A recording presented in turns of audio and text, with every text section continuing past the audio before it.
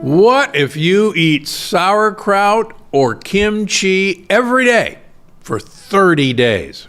All right, so sauerkraut and kimchi are actually becoming readily accessible. So what the heck is that? Well, if you're new to fermented foods, fermented cabbage has been around probably since the beginning of civilization.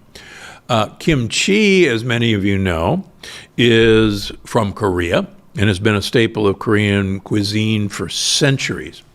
Typically, kimchi is made from cabbage. It can be made from radishes or scallions or cucumbers, or often a combination of these vegetables. Sauerkraut traditionally is made from cabbage. What exactly is the reason to do this? Well, several reasons. First of all, remember that long ago, there was no refrigeration. And so a vegetable like cabbage, which is actually pretty good for storing in a root cellar, eventually goes bad.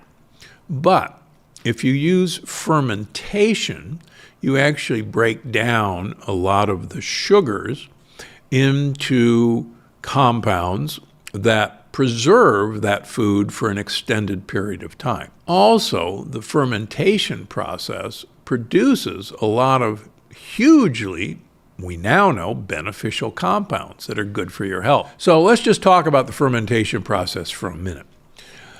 Bacteria and or yeast eat sugar, and they turn that sugar into ATP, the energy currency, through a process called glycolysis, which we call fermentation. It's actually a very inefficient process. You and I don't use much glycolysis. We use oxidative phosphorylation, but we won't talk about that today. So in the process of glycolysis, you convert these sugar molecules, among other things, into alcohol. That's why when you ferment grapes, you get wine that has alcohol in it. When you ferment yogurts, you actually get a small amount of alcohol in it through the fermentation. And certainly with kombucha, you do get a small amount of alcohol. But the big benefit is that you get what are called postbiotics. Now, postbiotics are the leftover products of fermentation. Those include the dead bacterial cell walls and or the dead yeast cell walls. And if you've read my new book, Gut Check, you know that these dead bacteria or yeast carry information. And they carry information down to your gut after you swallow them, regardless of whether they're living or dead. Now that brings me to an important point. You will see, in like Whole Foods, you will see fresh sauerkraut or fresh kimchi. And you will also find sauerkraut or kimchi in glass jars or even cans where they have been pasteurized. The great news is that it really doesn't matter whether those bacteria are living or dead. Honest. Most of the time when we eat living bacteria in these foods, those bacteria are killed by our stomach acid. They never make it past stomach acid. But the dead bacteria does make it past stomach acid. And it turns out it's the cell wall of the bacteria that actually carries the information that tells our gut microbiome kind of who's in the house. And that's really exciting news. This was first proven a few years ago by the husband and wife team at Stanford, the Sonnenbergs. And I've talked about this study again, but it's important to hear this study. We know that prebiotics are really good for friendly bacteria. It's what our probiotics, friendly bacteria, want to eat. And it makes sense that if we ate a lot of prebiotic fiber, that our friendly bacteria would be really happy, and our friendly bacteria would make us really happy. Not so fast. The Sonnenbergs took some humans. They gave them a ton of prebiotic fiber, and they looked at whether or not they had improved gut microbiome diversity. The more different kinds of bacteria in your gut, the better. Let's leave it at that. The less types of bacteria in your gut, the worse. So they looked at the microbiome diversity, and all this fiber didn't change the gut diversity. And they looked at markers of inflammation, and all this fiber didn't change the markers of inflammation. And you go, well, what the heck? I thought that, that's what was needed. So then they took another group. They gave them the same prebiotic fiber, but this time they gave them fermented foods. Now, it was primarily in the form of yogurt and kefirs. But the point is, these had postbiotics in them. And lo and behold, when the prebiotic fiber was combined with the postbiotics from the fermented foods, lo and behold, the gut microbiome diversity bloomed, lots of new species, and lo and behold, the markers of inflammation plummeted. So, getting back to sauerkraut and kimchi, what's going on? Well, here's the 1-2 punch.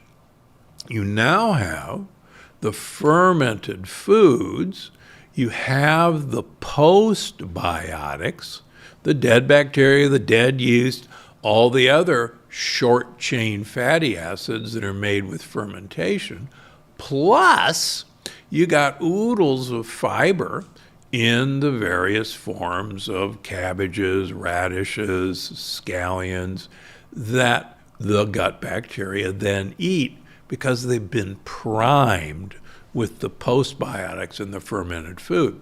So that's what these ancient cultures obviously knew. Now, which came first? Did they know that that's why they were doing it? Probably not. We didn't have these really cool tests that we have now. But they, number one, knew that they could preserve foods that they otherwise couldn't store using this technique.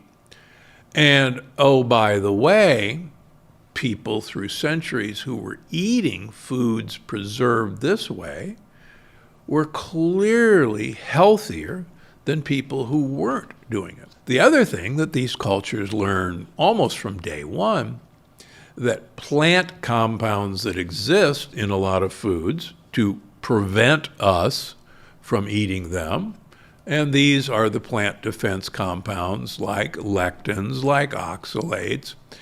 These were eaten in the fermentation process. And that actually brings me up to one of the questions that we've gotten about kimchi. Much of kimchi has red pepper flakes in them.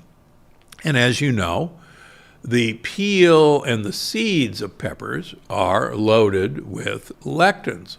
And yet I tell you, eat kimchi. What gives? Well, it turns out that the fermentation process eats the lectins, even in the peppers.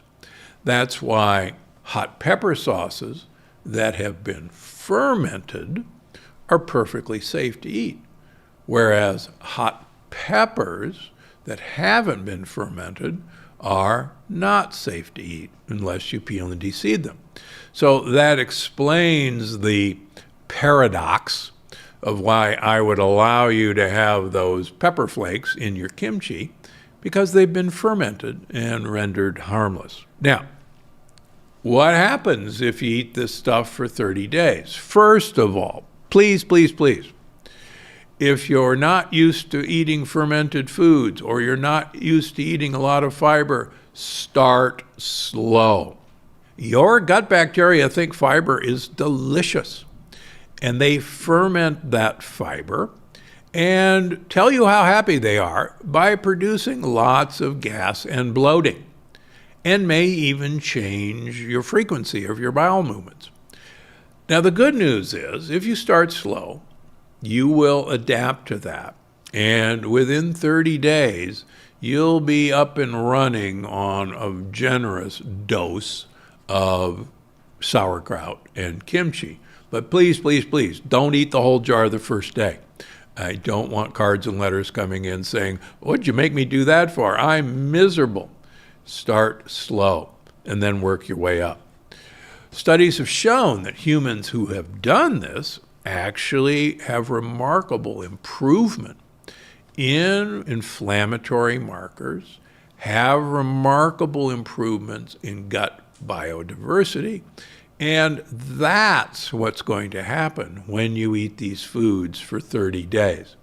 But please, please start slow. Also, be careful.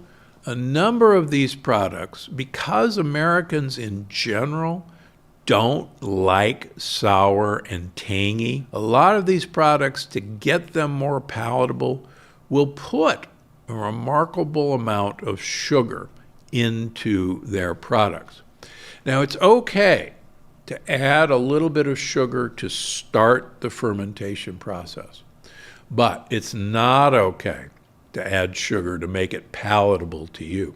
If it really bothers you, the tartness, what I like to do is I like to use allulose, which is a true sugar that has no calories, but it is a prebiotic in itself. And so use allulose to make that taste more to your liking. Again, read the label. Look for added sugar content. It'll surprise you how many of these companies have added a lot of sugar to make you like the product. The other last benefit, particularly if it's made with garlic and scallions, I've talked a lot about this. There's some really cool compounds in garlic and scallions called allicin, which really helps repair the lining of your blood vessels and your blood-brain barrier, which is called the glycocalyx.